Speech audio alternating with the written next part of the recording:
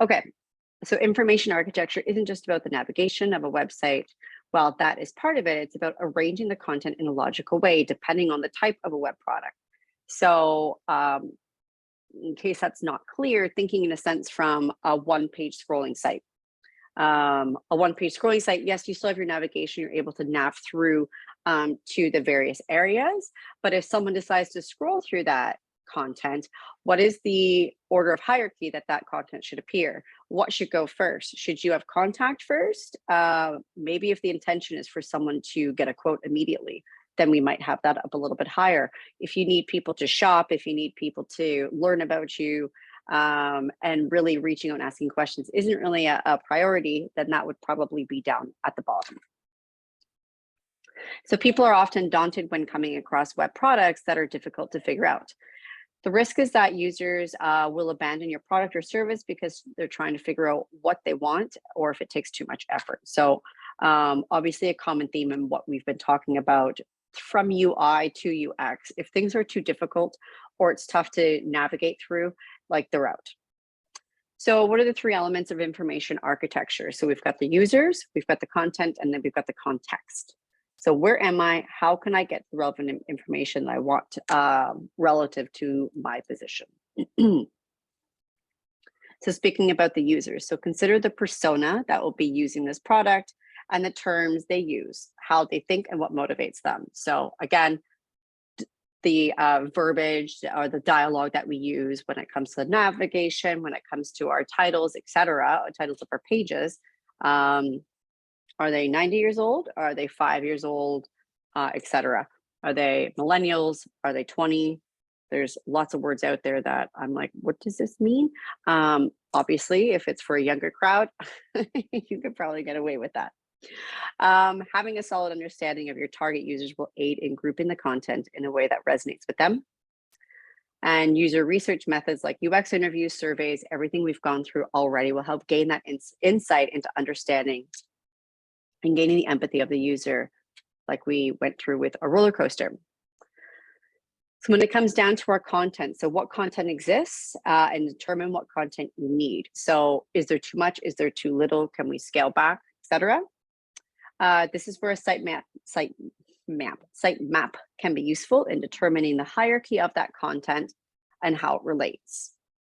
The idea is to match the user to the content and place it where finding it is intuitive for that particular person. So again, testing in the end is always where it needs to be, but taking that first step to getting that information, to nailing it down as best as we can from the beginning is obviously valuable. Content can come from many sources. Through iteration, you will determine what content is necessary and what content is expendable.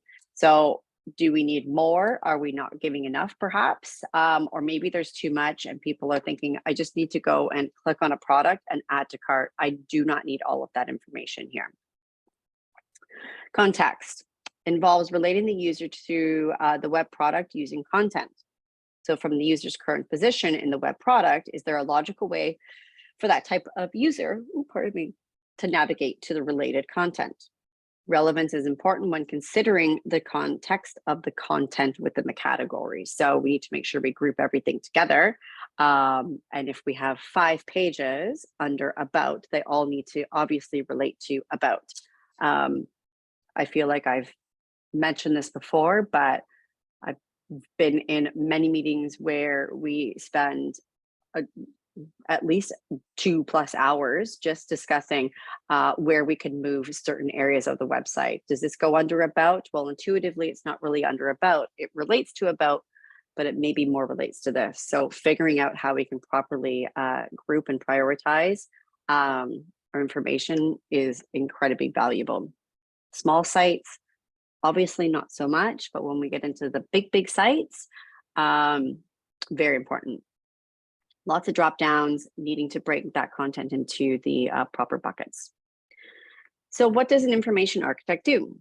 They connect the user to the content they're looking for by, by using theory like Gestalt, patterns of hierarchy, cognitive load, and various other organizational systems. So we talk about the organizational systems. The architecture can involve many sciences like cognitive studies and data analysis, A user can be involved in structuring and grouping categories of information in a way that's visually organized and logical.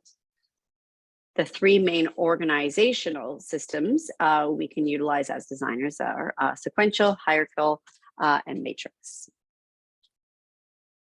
Sorry, my kid's right over my shoulder. You can't see her. So talking about hierarchical organization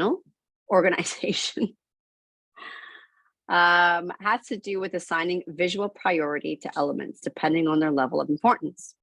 This organizational structure borrows theory from Gestalt, with the main goal of establishing what to look at first, second, and etc. I flow, Z patterns, so left to right, etc. The diagonal back over. Yeah. Sequential presents content to users in order so they can accomplish a task. Shopping carts are an example of sequential organization. No organization where a user needs to to follow a sequence of tasks to complete a purchase. So when do they put their information in? When can they visualize their cart? When do they get the total, etc. Things like that.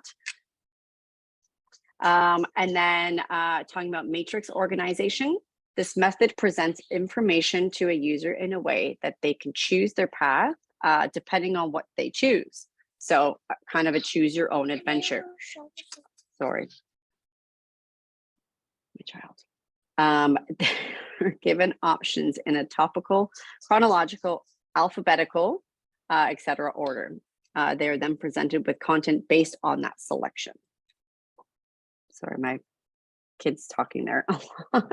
Hope it's not distracting. It's distracting me. Labeling refers to the actual terminology that represents a larger common set of content. So common labels, services, content, about, etc. What words you choose to label content affects the recognition and priority of that content. So it's fun to label things in an interesting way, but making sure people understand them is just important. Using common terminology that users are familiar with is ideal, and avoid industry jargon and terms not familiar to users. Obviously, your target audience will come into effect there. So navigation systems. So the ideal scenario is to build functional, oh my gosh, I'm sorry, I'm yawning here, usable navigation for a web product that matches a user's intent and their intuition. With potentially many categories and subcategories, defining a navigational system can get quite involved. You can spend, like I said, hours in workshopping and brainstorming and grouping things into buckets. So before contemplating a navigational system, you may need to ask, what type of navigation system will be best suited for the user of this web product? A drop-down, a mega menu, left nav, sticky nav, etc. How do I describe navigation options in an ideal way? What position on the web product, so desktop, mobile, will work? Both. How do they translate through both? How many navigation choices should I display to the user based on the relevant content? Perhaps maybe there's some areas that they might be able to navigate through once they hit a page, but it's not necessary to perhaps have in that main navigation. How do I arrange the navigation options by priority? Card sorting. You might have heard this term before, open and close card sorting. So where's the minced garlic? There's nothing worse than standing in a large grocery store trying to find an obscure item you need for a recipe. Good examples of bad information architecture isn't limited to web products. It could be everywhere. So you can't find that ingredient, oh, I really thought this was a produce item. Why isn't it with the produce? So what's a fast, inexpensive, and useful way to organize content for a web product in a way that's meaningful to a user? Get the user to do it. Just like we get the information from the user, we ask the user how they would want the information to flow. So here we are in our open and closed card sorting. So open sorting is a method that participants are asked to sort the cards into groups that make sense to them. They then name those groups that these groups they feel best describes each category. This message provides good user feedback on the names they choose for each category. So again, if you are targeting an age group of 20 to 25, you're obviously going to ask them to do the open card sorting, and you're going to ask them to name those cards. If they all come to a consensus where they're naming things in the same format, perhaps you didn't think of, then maybe that's the best way to do it. Closed card sorting. With closed card sorting, the participants are asked to group cards under predefined categories. So you define those categories, and then they sort and organize how they want them to actually, in fact, be. This helps gain insight into what categories the user chooses as appropriate for the content. So one's a little more fluid. It allows them to totally be in the driver's seat. The closed card sorting, you've essentially outlined the map, but they're now driving, if that makes sense. So then we just conduct a workshop. So we're going to create a list of the actual content so that you're going to ask the user to work with. If you're creating a closed card sort session, you're going to create a list of categories the user would be working with. So you're not going to have blank cards, you're going to provide the information. If this will be a new web product, create topics that you are envisioning to be on the product. If this is an existing site, list the most important categories of content that are there maybe already. Then we determine between the physical and online card sorting. They can be both, they're both just as effective. So physical, we use sticky notes, index cards, cut up paper, etc. Writing the content on each card, and then you can physically go and move them around as you please. So you have a big board on the wall, and then you lay them all out that way. Maybe someone moves one under this category. No, they don't like that. They're going to switch it around and move to the other category. Online as well can work just as effective. A little less empathetic, so a little bit harder to see what people are thinking, especially if they're maybe doing things as a group. But there's lots of platforms where we could do that. Then we consult the documents for how to use the online tool. Use a screen sharing app, obviously Zoom or Discord, and allow the user to tell you where they move the cards. So when you conduct the session, approximately 30 minutes, collect the participants' demographic information. So again, folks should know this information, demographics, always important. Make sure there's ample room for them to work. Obviously explain the objective and what you're asking of them. Show the user the card and explain each topic. Allow the user to work freely, add, remove cards if they wish. If they feel really passionate about it, then 100% ask that you please allow them to add or remove.